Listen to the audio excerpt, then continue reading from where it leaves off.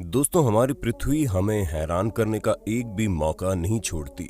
इसी वजह से तो आपको हर रोज नई नई चीजें देखने को मिलती है। लेकिन क्या कभी आप लोगों ने घास के अंदर फफोले पड़ते हुए देखे हैं? या फिर क्या कभी धरती के सांस लेने के बारे में सुना है?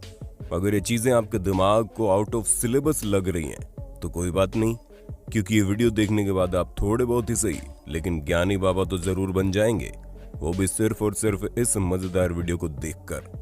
तो देर किस बात की है, चलिए शुरू करते हैं। Number 10, quick sand. Quick sand यानी कि दलदल। अब दोस्तों, आप लोगों ने कई सारी बॉलीवुड फिल्मों में लोगों को दलदल के अंदर फंसते हुए देखा होगा, लेकिन बॉलीवुड में दिखाई जाने वाली ज्यादातर बातों की तरह ये बात भी झूठ है। और वो इसलिए क्योंकि दलदल और कुछ नहीं बल्कि जब पानी के लहरों के बहाव से रेत और मिट्टी जमा हो जाती है तो चिकनी मिट्टी को भीतरी परत इस पानी को सूखने नहीं देती और फिर रुका हुआ ये पानी धीरे धीरे सड़ना शुरू हो जाता है, जो मिट्टी में पूरी तरह से मिल जाता है, जिसकी वजह से मिट्टी ठोस न होकर एक गहरे कीचड़ के रूप में बदल जाती है, जिस कारण कोई भी चीज अगर उस मिट्टी में डाली जाए तो वो अंदर नीचे जाना शुरू हो जाती है। लेकिन यहाँ पर जो सबसे बड़ा ट्विस्ट आता है वो दलदल का निचला हिस्सा है, जो कि जमीनी सतह की तरह ठोस होता है। यानी कि आप इसमें फंस तो सकते हैं, लेकिन इतना नहीं कि आप पूरी तरह से इसमें समा जाएं, क्योंकि इसमें समाना बहुत मुश्किल है। इसलिए बॉलीवुड की फिल्में देखकर दलदल में फंसने की वजह से पैनिक मत करो। अब बॉलीवुड का तो काम ही है साइंस की धज्जियां उड़ाना। Number 9, breathing forest. दोस्तों, सोशल मीडिया में आपको हैरत अंगेज वीडियो का मेला लगा हुआ मिल जाएगा। ऐसे में आजकल सांस लेने वाले जंगल की वीडियो काफी वायरल हो रही है, जिसमें ये देखा जा सकता है कि जंगल की जमीनी सतह बार बार ऊपर नीचे हो रही है और ये हैरान करने वाला नजारा वाकई में अद्भुत है। लेकिन हम आपको बता दें, ये कोई अजूबा नहीं है बल्कि एक तरह का नेचुरल फिनोमेना है, जहाँ पर भारी बारिश की वजह से जमीन की ऊपरी सतह पूरी तरह से ऊपर की तरफ उठ गई और पेड़ों की जड़ें हल्की सी ढीली पड़ गई। ऐसे में जब तेज हवा का बहाव चलता है तो जमीन भी हवा के साथ ऊपर नीचे करना शुरू हो जाती है। हालांकि इस अनोखी फिनोमेना के लिए दो चीजें बहुत जरूरी है, वो है तेज हवा से पहले की तेज बारिश, और जब ये दोनों एक एक करके आती हैं तो कुछ इस तरह का नजारा देखने को मिलता है।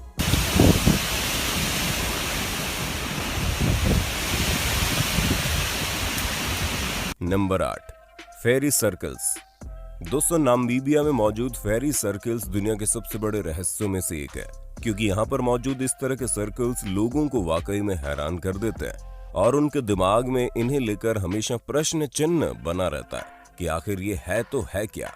जहाँ कुछ लोगों का कहना है कि ये ईश्वर के पैरों के निशान है, तो कुछ ये कहते हैं कि इसका कनेक्शन एलियन से। लेकिन इंटरनेशनल टीम ऑफ रिसर्च में जर्मनी, इजराइल और ऑस्ट्रेलिया के वैज्ञानिकों ने मिलकर इसके बारे में डिटेल इन्वेस्टिगेशन की और अंत में कोई सटीक परिणाम तो नहीं निकला। लेकिन वैज्ञानिकों का ये कहना है कि ये सर्कल्स मिट्टी, तेज बारिश, तेज गर्मी और एवेपोरेशन के कारण बने हैं। और कुछ का तो ये भी कहना है कि आसपास में मौजूद खेती करने वाले लोगों ने आपस में प्रतिस्पर्धा करने के लिए इस तरह के सर्कल्स बनवाए हैं, ताकि बारिश का पानी उसमें जमा हो जाए और उन्हें उससे ज्यादा फायदा हो। पर इन सर्कल्स के बनने का सही कारण क्या है, वो अभी भी जिज्ञासा का विषय बना हुआ है। Number 7, giant sink holes. दोस्तों, सिंक होल के बारे में तो आप जानते होंगे कि किस तरह धरती आवेश में आकर उसके ऊपर मौजूद किसी भी चीज को अपने अंदर समा लेती है, फिर चाहे वो गाड़ियां हो, इंसान हो या फिर ऊंची ऊंची इमारतें। ठीक ऐसा ही एक सिंक होल 2010 में हमें देखने को मिला, जिसके अंदर एक पूरी 3 मंजिला बिल्डिंग ही समा गई। वो तो शुक्र मनाइए कि आसपास भी कई सारी बिल्डिंग थी जो बची रह गई, वरना 60 फीट की चौड़ाई और 300 फीट की गहराई वाले इस सिंक होल की वजह से काफी भारी तबाही देखने को मिलती। असल में दोस्तों, अधिकतर सिंक होल धीरे धीरे बनना शुरू होते हैं जब ग्राउंड वाटर ऊपर मौजूद पत्थरों को खाने लगते हैं और जब पानी की वजह से ऊपर मौजूद पत्थर पूरी तरह से बेजान हो जाता है, तो इस तरह के सिंक होल देखने को मिलते हैं। वैसे कि आपको पता है, हाल ही में चाइना ने अपने देश में 49 नए सिंक होल की खोज की है और तो और दुनिया का सबसे गहरा सिंक होल चाइना में मौजूद है, जिसे हेवनली पिट नाम से जाना जाता है, जहां इसकी गहराई करीब 2200 फीट की है। Number 6, seismic fishers.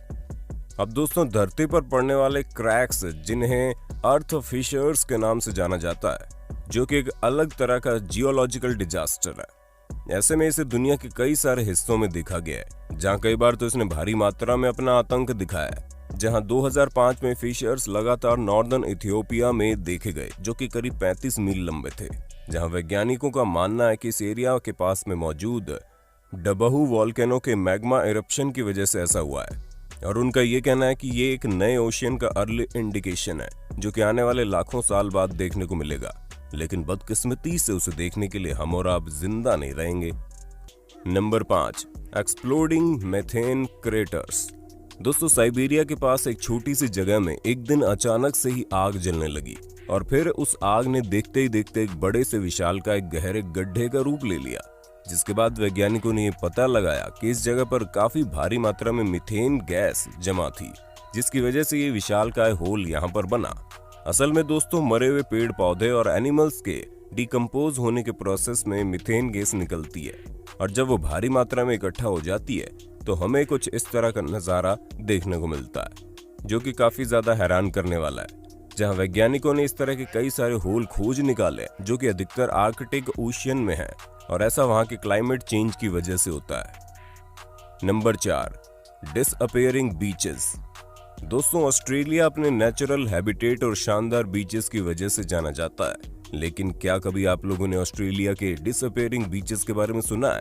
हमें पता है ये चीज सुनने में काफी ज्यादा अजीब लग रही होगी, लेकिन 2018 में हर जगह की हेडलाइन में छाए हुए उस पॉपुलर टूरिस्ट स्पॉट की बात कर रहे हैं हम, जो कि इनस्केप पॉइंट रेनबो बीच पर स्थित है। असल में यहाँ मौजूद बीच अपने आप ही इरोजन की वजह से पानी में समाने लगा और धीरे धीरे ये बीच इस तरह के समुद्र की लहरों में मिलता जा रहा था कि रुकने का कोई चारा नहीं दिखाई दे रहा था। और ये तस्वीरें इस बात का सबूत है कि किस तरह से ये बीच गायब होता जा रहा है। अब तो बस यही उम्मीद की जा सकती है कि पूरी तरह से पानी में न समाकर लोगों की फेवरेट टूरिस्ट स्पॉट की यादों के रूप में ही सही, लेकिन थोड़ी सी जगह पर वहां पर बचनी ही चाहिए। Number 3, liquefaction.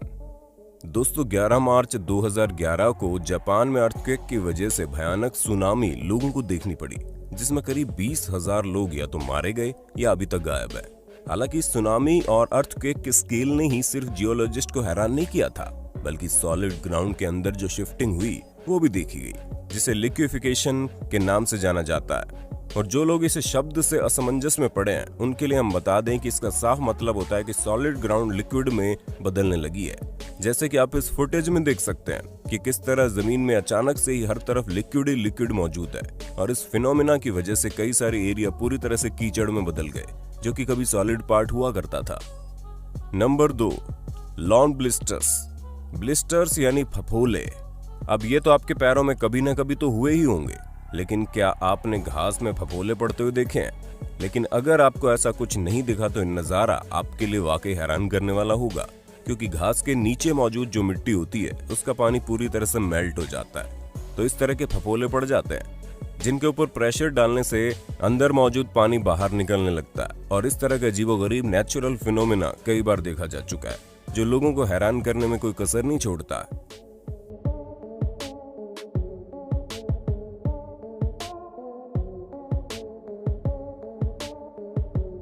Number 1, saturated soil.